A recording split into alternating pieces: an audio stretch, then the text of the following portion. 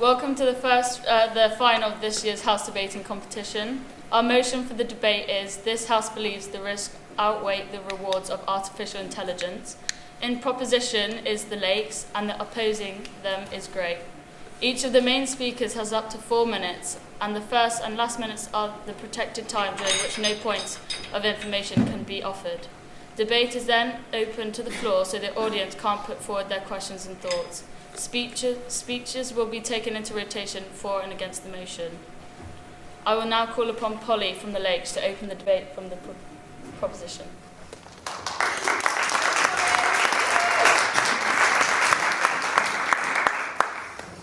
Honoured Chairman, Judges, ladies and gentlemen, I am Polly from the Lakes, and I am going to prove to you, with the help of my team, why we believe that the risks of artificial intelligence outweigh the rewards.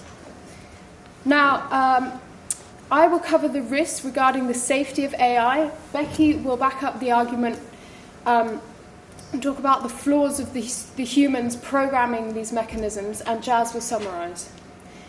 Now, we must say to the opposition that we are not denying that there aren't any benefits associated with AI. However, the risks that come with using artificial intelligence will pose greater risks to mankind than the benefits which they may bring. To assess the risk of AI, we must understand what it is.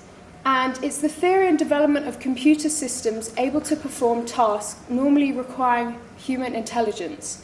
So this includes voice recognition systems, language translation systems, and many more. Currently, we use narrow AI intelligence, which focuses on very specific tasks, such as voice recognition. However, in the future, these mechanisms will be able to complete much more complex tasks, and this is where the risk comes in. Point of information. Accepted. What you're talking about there is general intelligence, and 5 of the biggest experts in the field of general artificial intelligence, such as Dr. Atli Adajauti, who has a PhD and spent 15 years researching the subject, says there's no possibility of humans ever developing general AI. Okay, but as the technology improves, then we will be able to use this research to perhaps get to that point.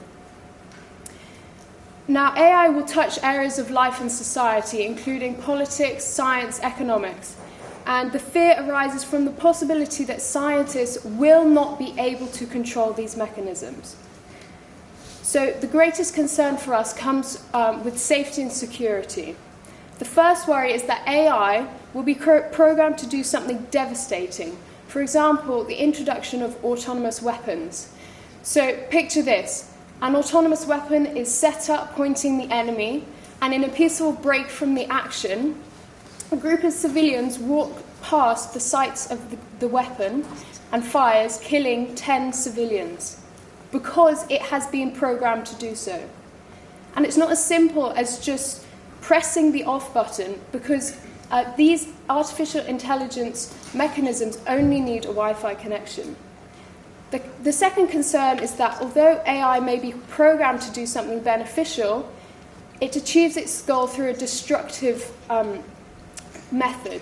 So say a self-driving car, we take this and you instruct it to drive you to the airport as quickly as possible, obviously under the maximum speed limit, but you get there feeling sick, you may endanger other people. There's many risks associated with this.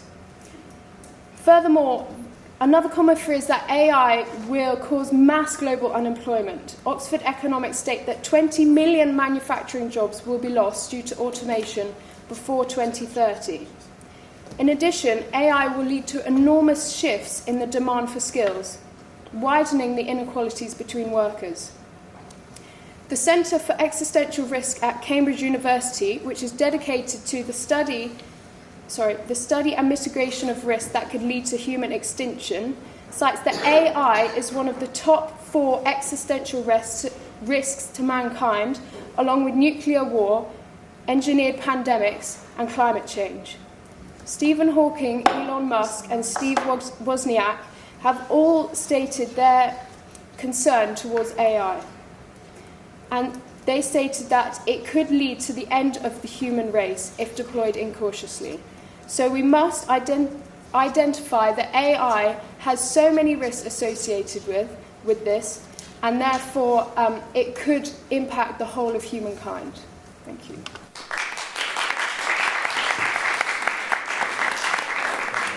Thank you very much. Now over to the first speaker from Great Rowan to open the debate for the opposition.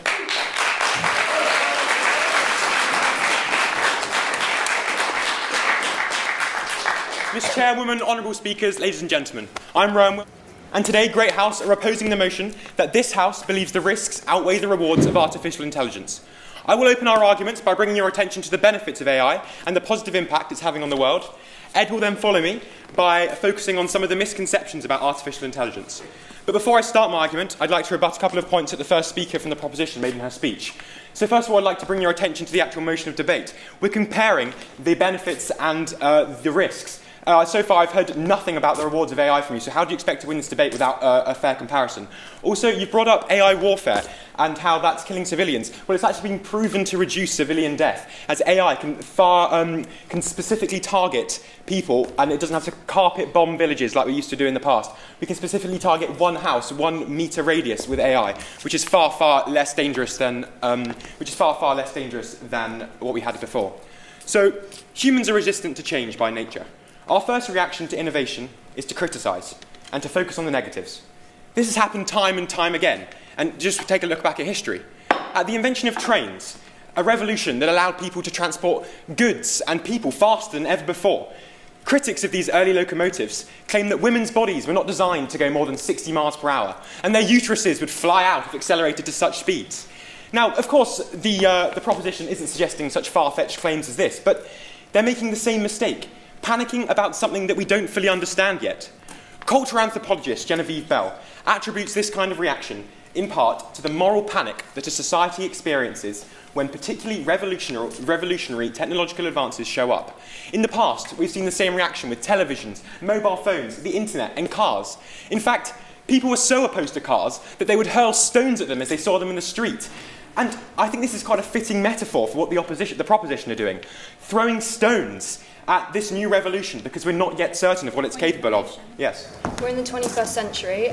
We have enough nuclear power to wipe out the planet several times over. So us being cautious is, I say relevant because we are putting the whole human race in danger. So we're not essentially throwing stones, we're just being cautious because the risks are a lot greater than they were when you're talking about the inventions you mentioned. Of course, that's your side of the argument, and I'm not denying you're going to argue the risks. What I'm about to state is why the rewards are greater, and that's what I'm going to come on to. So, when have humans ever achieved anything without taking risks? Every innovation requires risks. It's by definition a step into the unknown. But the risks we're seeing in AI just simply do not outweigh the rewards. The risks we're seeing are quantitative, or not even quantitative or qualitative. They're simply hypothetical fears. So, when you first think of artificial intelligence, what comes to mind? Perhaps a sentient Terminator-esque robot with the ability to think and act for itself. Well, this is known as general AI, and as Max stated, it's far detached from the world that we live in today. We're only capable of constructing narrow AI, specialised to do a specific job. There's no evidence to suggest we can create a general AI. After all, a program designed to spot cancer in the early stages isn't going to suddenly pursue world domination. So the threat of AI is not the AI itself. It's the humans that design it.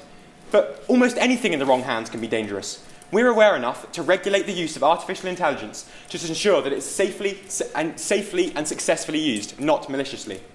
So what is AI doing to benefit the world? There are countless positives, and Ed will discuss some more in his speech. But the one I'd like to focus on is healthcare. Several artificial intelligence programs have learned from thousands of medical scans and are now more capable than leading doctors at detecting, amongst other things, lung cancer, skin cancer, and more than 50 eye conditions. The possibilities truly are endless. And a plethora of Western countries have devoted significant resources towards the development of AI in healthcare, and to great effect. Experts predict that this technology can save more than 22,000 lives in the UK by the year 2033. The Health Secretary, Matt Hancock, said AI has enormous power to improve care, save lives, and ensure doctors had more time to spend with patients. And this is why the NHS have recently pledged an additional £250 million towards the implementation of AI in the service. And it can also save money. The USA have estimated they can save up to $150 billion in annual medical expenses by 2026, just through the use of 10 applications of AI in the healthcare. So let me finish here. We have a choice to make. We can live in the fear of the unknown and worry about hypotheticals not supported by tangible evidence. Or we can prosper in healthcare, in the economy. I know which option I would take. Do you? Thank you very much.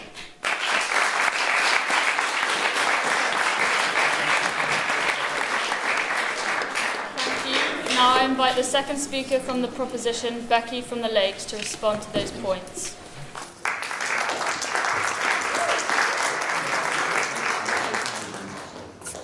Hi, my name's Becky. I'm second speaker from the Lakes. I'm going to be expanding on our argument, but first I'd like to address some of the points raised by their first speaker. So you said that AI can reduce the percentage of civilian deaths. Okay, this is a benefit. I want to reiterate the fact that we are talking about the risks associated with these benefits, and the risk to benefit ratio is way too high. So yes, you can reduce the percentage of civilian deaths, but what if this AI malfunctions? Have you thought about that? If it malfunctions, you can have millions of civilian deaths that were unnecessary.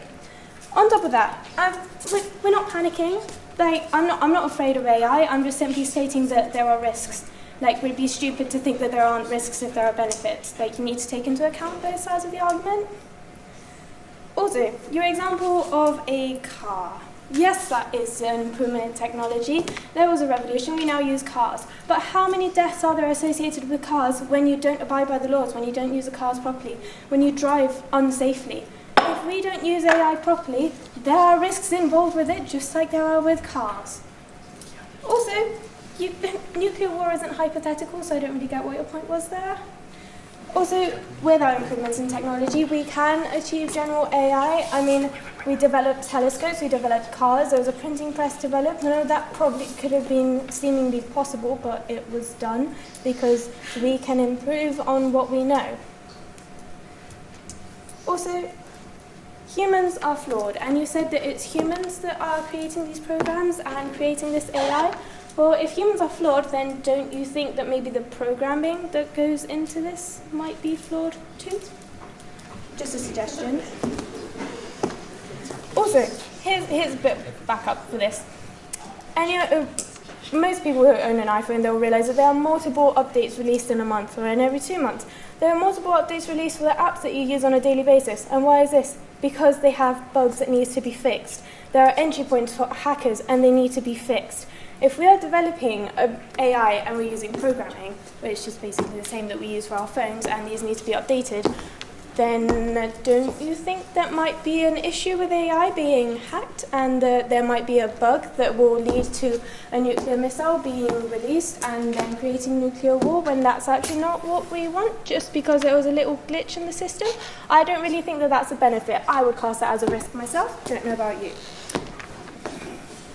Also, I really need to reiterate this. We are not saying that there are not benefits. We are just saying that the risks that come with these benefits are way too high, okay? We are acknowledging the fact that there are benefits, okay?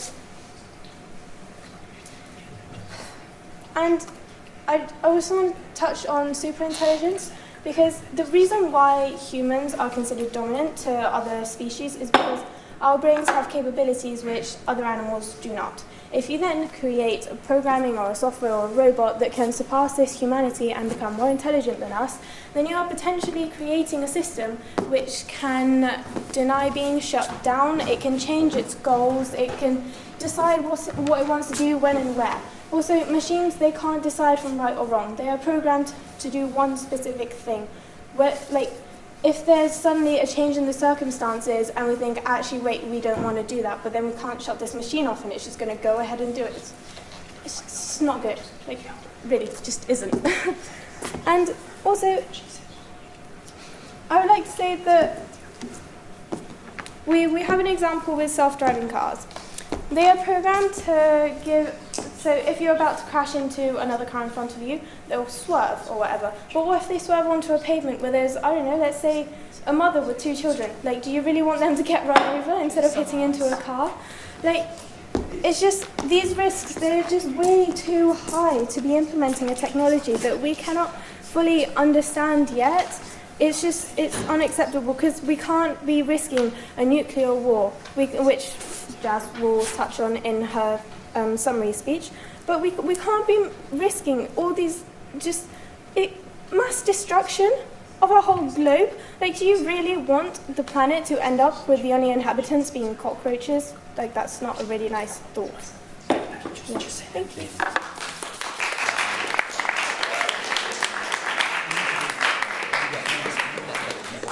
Thank you. And finally, Ed for the opposition.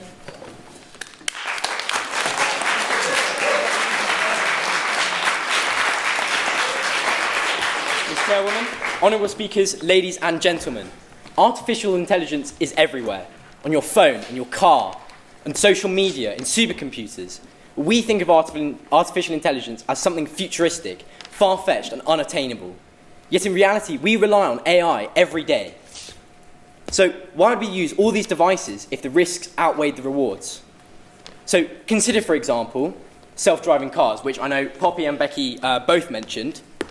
So autonomous vehicles are safe, but how safe are they? Well, the proposition managed to give no data or comparable data on how safe they are or how many people have died, so I'm going to do the numbers for you. For every crash per million miles in an autonomous car, there are 6 where a human is at the wheel. Furthermore, in 10 years, experts predict that self-driving cars will reduce the time travel by 25%. It will also reduce the amount of cars on the road by 75% and will halve the amount of emission. Economists predict that the increase in productivity due to the driverless cars could bring as much as $160 billion to the US government annually. It is not uncommon to read in the news that, about artificial intelligence being flawed. There was, for example, the heavily published article about Amazon's recruiting AI that was sexist. Yet, in fact, this story did not reveal a problem with artificial intelligence. It highlighted the flaws in the selection criteria used by the Amazon employees that the AI was based off. Or how about the risk assessment AI that pegged African Americans as more likely to be criminals? But this was actually just highlighting the bias in our criminal justice system. And this is the key thing about AI. It does what it is told. So I'll ask you this. How can you focus on the risks of artificial intelligence when they cannot possibly be more significant than the action of humans? Technology and artificial intelligence are often associated with unemployment. And in the early 1930s, there was a panic in the Western world. Newspapers released articles upon articles of fear-mongering, claiming that huge numbers of jobs were going to be lost to machines. Then again, in the 1960s, JFK described automation as the biggest worldwide threat to jobs in the next decade. Yet in both of these cases, unemployment did not rise. In fact, it fell. Statistics show that even last year, we had the lowest unemployment in the UK within 100 years. So how has this happened? Well, the issue is that when people can consider jobs lost to technology or artificial intelligence, they fail to mention the number of jobs created. So in 2015, accounting giant Deloitte partnered with Oxford University to study the impact of modern technology on employment and found that in just 15 years, more than 800,000 jobs had been lost to technology. I mean, this does sound scary until you read on and discover that in the same amount of time, it created 3.5 million jobs. And on average, these jobs paid £10,000 more per year. And they contributed £140 billion to our GDP. But, I mean, bad news sells, right? And that's why we are shown such a pessimistic outlook on artificial intelligence. But it doesn't have to be that way. Artificial intelligence creates jobs for engineers, designers, suppliers. It increases labour productivity and enables businesses to expand and employ more people. 75% of UK businesses say they would employ more people if they had access to AI. And as Rowan said a few minutes ago, what little risk we have to take. Because if we didn't take risks, what kind of society would we live in today? A world with artificial intelligence is a better world. So I implore you all, stand by the opposition today. Because to stand by the proposition is to ignore the statistics, to ignore the facts, to ignore the history, to be closed-minded, and to give into the fear of the unknown. Thank you.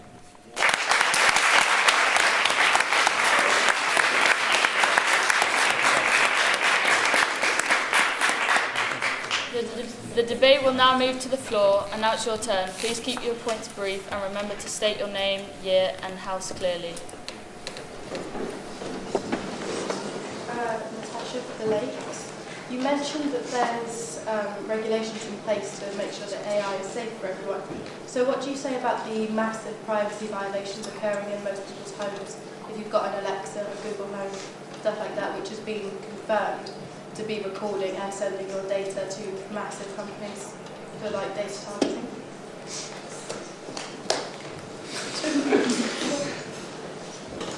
It's for both teams. Can you please draw the line where things go too far in AI, please? Charlie Greathouse, up 6. Jazz stated that nuclear could kill the world 7 times over. Yet we use it every day in, all around the world. So why shouldn't we use AI all around the world if we're using nuclear?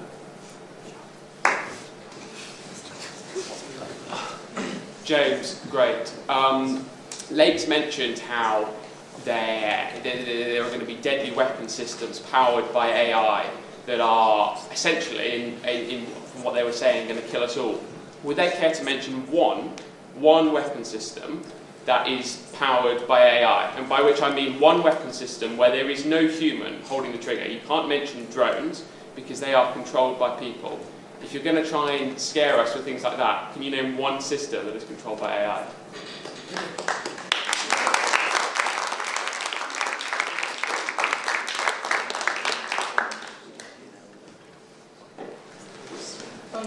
Rosa, the Lakes. If we, for argument's sake, say that algorithms can mimic consciousness, does that not devalue what it means to be human? Thank you. Our time for the open debate is now up, and we return to the summary speaker for the opposition, Max.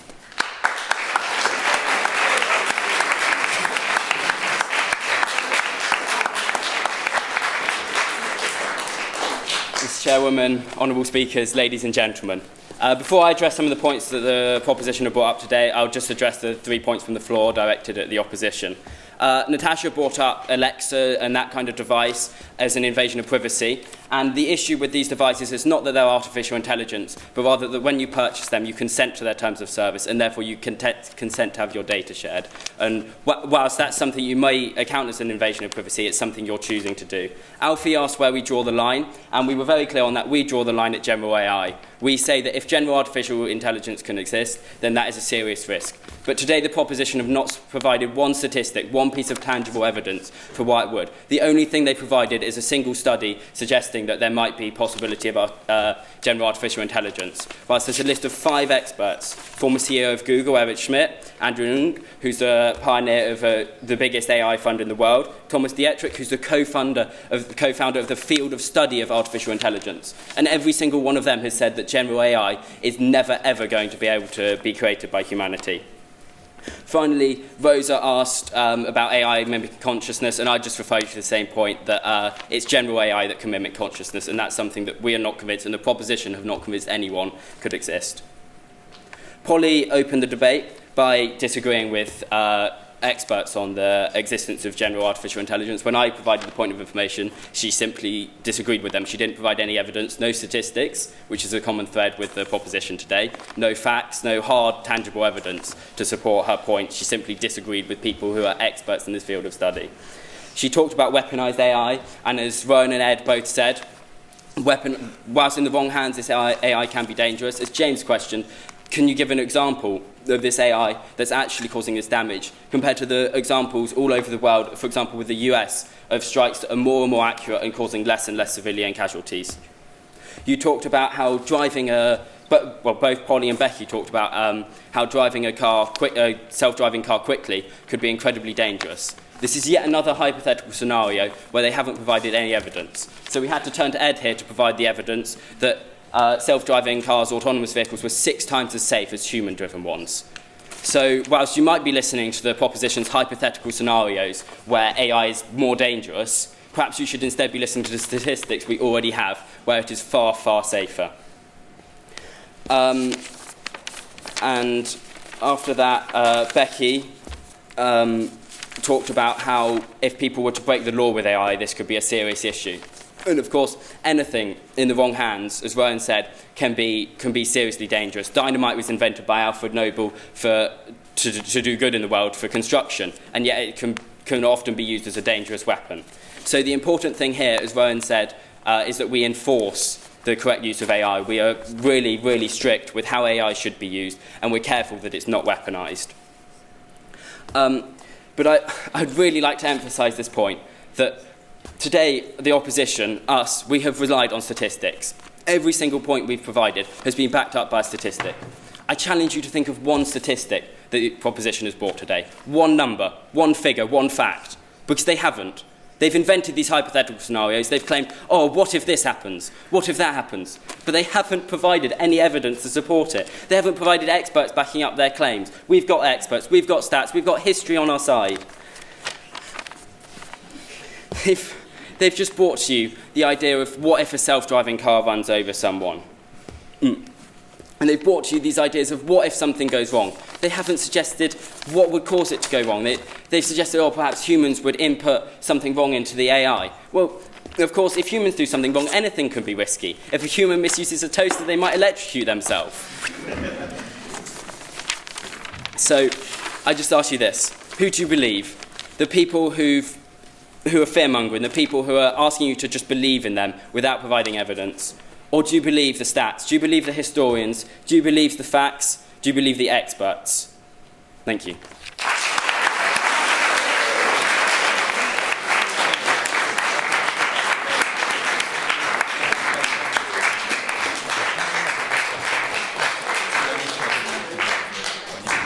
you. And finally, to sum up for the proposition, Jazz from the Lakes.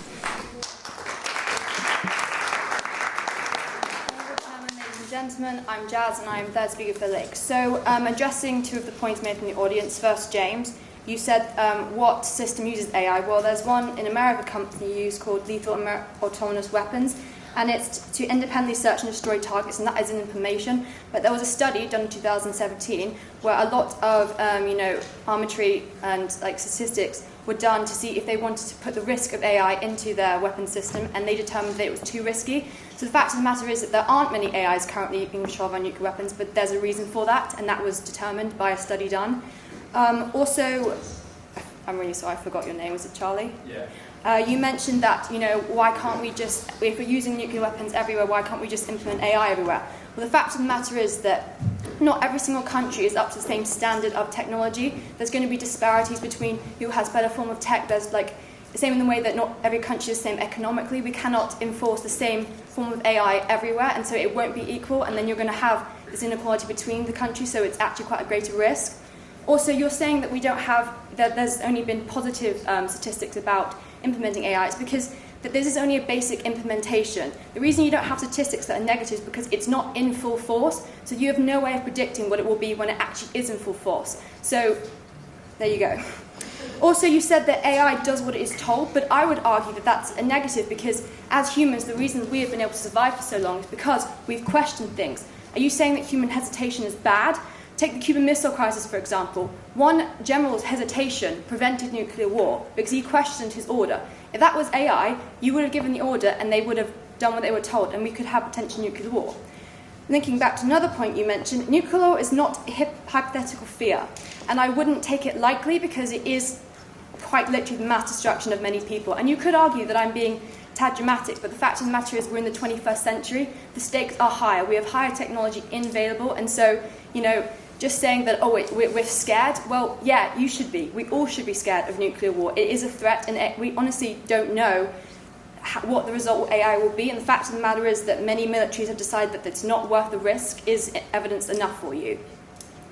Furthermore, you said that it could reduce costs and it could help save money, but then you've got to also remember that it's going to cost a lot of money to implement. And again, we haven't got it on a mass scale, so we don't know how that's going to affect. It may be better, it may be worse. And again, bringing it back to the point that we are not saying that there are no benefits to AI. We are saying that these benefits are not worth the risks. Is convenience really worth the risks that could potentially go wrong with nuclear weapons? And yes, not even nuclear weapons, automated cars. So, any risk every positive is going to have a drawback, and so it really is important to think about these things. If we don't question things, if we just become conditioned to accepting, then how are we going to evolve, essentially? How are we going to get better? Also, you mentioned that it would actually generate more jobs. Yes, it will generate more jobs in tech, but you've got to remember that not everyone wants a career in engineering or tech. There are people who want to have domestic jobs, and we're taking that opportunity away from them, and that isn't something that we should do because it's not our right to take away someone's income and livelihood. Also, you mentioned again that humans design it. As Becky mentioned, humans are flawed. If you think that how many glitches do you get in your iOS and how many updates, how many hackers are there out there in the world? The fact of the matter is that we don't live in a perfect world where everyone will just accept AI. There will be people who want to take advantage of the fact that they can, hack into a military website. There are people out there who will not abide by these rules, and you've got to remember that, again, it's the risks over the rewards. Are you seriously suggesting that we just ignore these risks? Also, I think it's important to mention that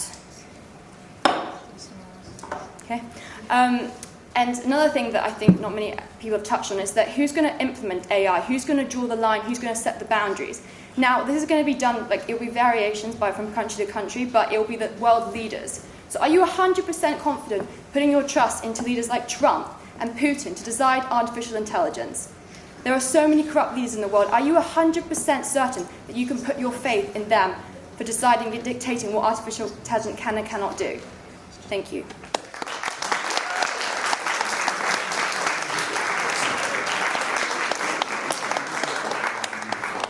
Thank you, ladies and gentlemen. While the judges retire, we will take a vote. Everyone in favour of the lakes, raise your hand. And in favour of great?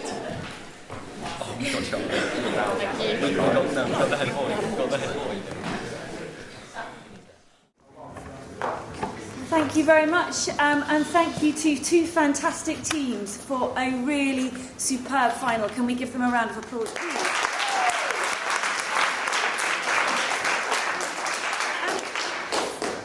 Though both teams have evidently put a lot of work into preparing their speeches. Polly, I thought you put forward a lot of very good points. You defined AI, you set up your stance and your team's tactic well, and you really set the scene for what your team was going to cover. Rowan, I liked your style. You use lots of quick-fire points, which makes it very difficult for the opposition to come back at you because you're putting the points out so quickly. You gave good emphasis on moral panic. Both of you quite looking at your notes though. So next time, think about how you can sort of be more confident in looking up and looking and addressing the audience more directly. Becky did very strong rebuttal. I think Becky had the command of the withering, reflective question back at the audience. That was super. The rebuttal was very strong, but I think you could have advanced your argument a little bit more during the time. Ed, you gave some fantastic specific examples. You applied them to business. I really like things like you might have noticed that the opposition have not. Well, I'm going to do this for you now. That's very sort of clever use of terminology, so that's very strong. And then finally, Max, in the summary, you had some really, it wasn't superficial, you had some really deep, interesting statements to make. You picked up on a possible lack of statistics from the team, and you provided more evidence there, so that was very strong. And Jasmine, I thought you were incredibly commanding up here. You dealt with two very difficult floor questions in a very commanding way, and it was really, really strong summary from you at the end. So, overall, the Shield this year is going to go to Great.